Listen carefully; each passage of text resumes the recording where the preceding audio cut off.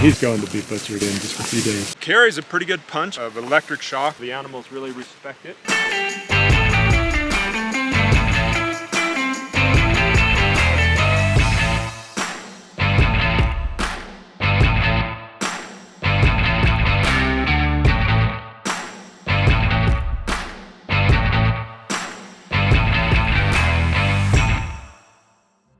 Hey everyone, today we're going to spend the day with Tony Prendergast on his grass-fed beef operation. He's going to give us a tour of his farm, how he moves his cattle, how he sets up his electric fencing, and even how he manages his orchards. Stay tuned.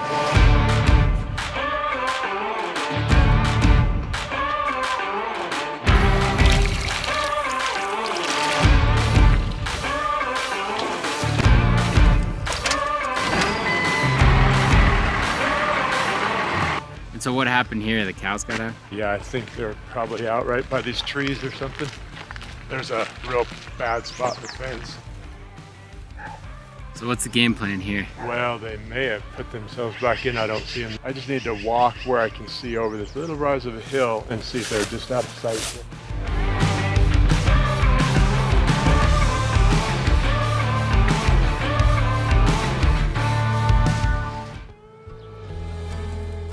Is it common for them to get out of the fence? It depends on the fence. There's a real bad spot right here. And also, you know, that just means it's time to move them to fresh pasture. The grass is greener on the other side of the fence, so you move them to the other side of the fence. So Tony here is moving the cows into a new pasture. He just set down the electric fencing, so here they go for the new fresh paddock.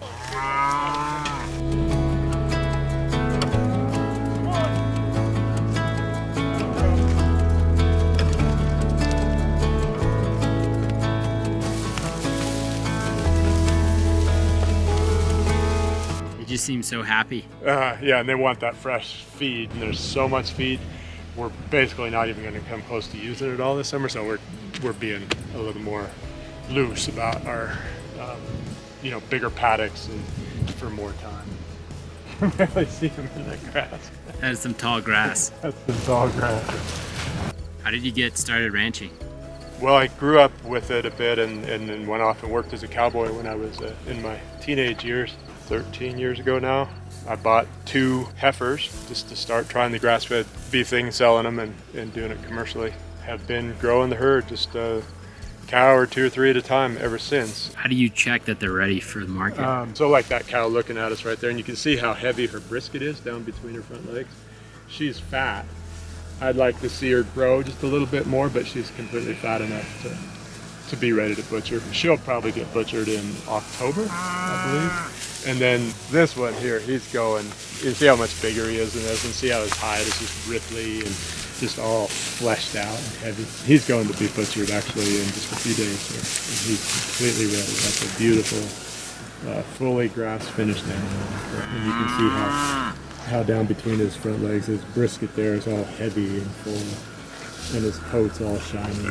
But yeah, these cows, they're very curious. And they're actually smarter than a lot of people give them credit for. Just in their own way. It's actually a very ancient way humans have obtained food, because it goes all the way, way back to when humans started hunting large herbivores. Really, there's this triad between humans, cattle, and wolves. I'm talking wild cattle, the aurochs and buffalo and stuff. And the wolves associated really closely with humans to the point where dogs evolved out of them. And today we still use dogs to protect the cattle and to herd the cattle, which comes right out of wolf instincts, both nurturing and herding instincts.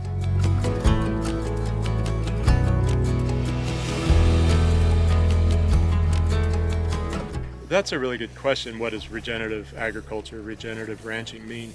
To me, it's going beyond sustainability. It's that as we do it, our environment that we operate in, our ecology, becomes more diverse and more complex. And that's where nature always tends, as long as things are healthy in a natural ecosystem, it tends towards more complexity, more diversity. And so regenerative ranching is the whole picture. And it's like, are things getting better on your land, for your habitat and the ecology you live in?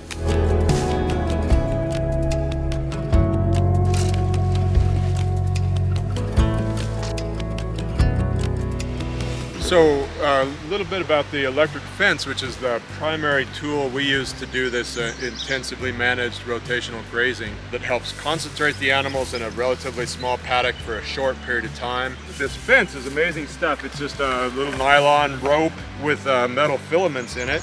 It's super quick to run out and then reel up on these things, and it carries a pretty good punch of electric shock, so the animals really respect it. They're quick to set up and quick to take down.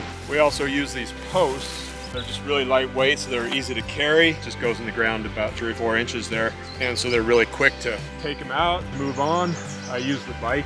I can ride along and pull them out as I ride along, and just stash them in a quiver on the bike. And then the same, I ride along and toss them out and then go back and pound them in. But I can set up half-mile of fence in about an hour. So super quick, handy stuff. Makes rotational grazing really possible, which back in the old days when they didn't have this electric fence would have been far more labor intensive. So it's really changing the game. One way we test them is you just take a grass blade and put it close. I can just feel a tingle there, so I'm not getting shocked hard.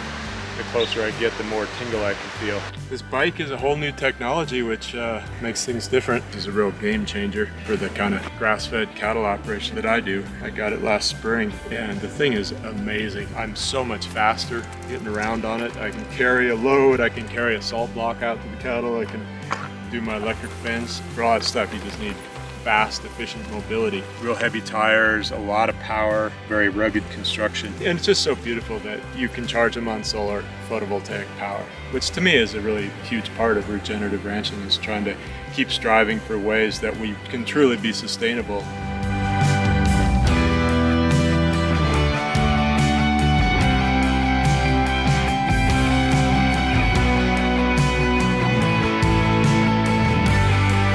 I put together a partnership of people who were interested in ranching for various reasons. One partner has an orchard on the ranch. This orchard's about 100 years old. Trees are really big, and the cattle can graze right under them. Listening out of the pipe at the top of the orchard, and it's running down this side right here. So I'm going to move those sets, check and see that the water got to the bottom, and then we'll walk up there and of water down this way.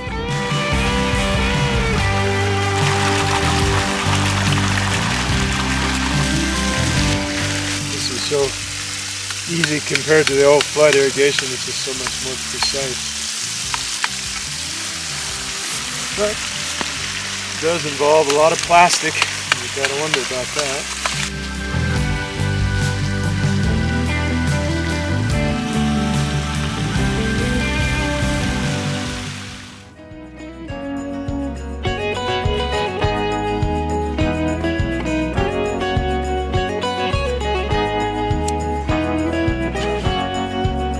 Hope you guys enjoyed the tour.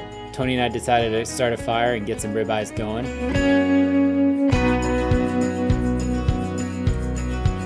If you guys have made it this far, don't forget to like and subscribe. It really helps us grow this channel out and get more regenerative agriculture farms out there. Thank you.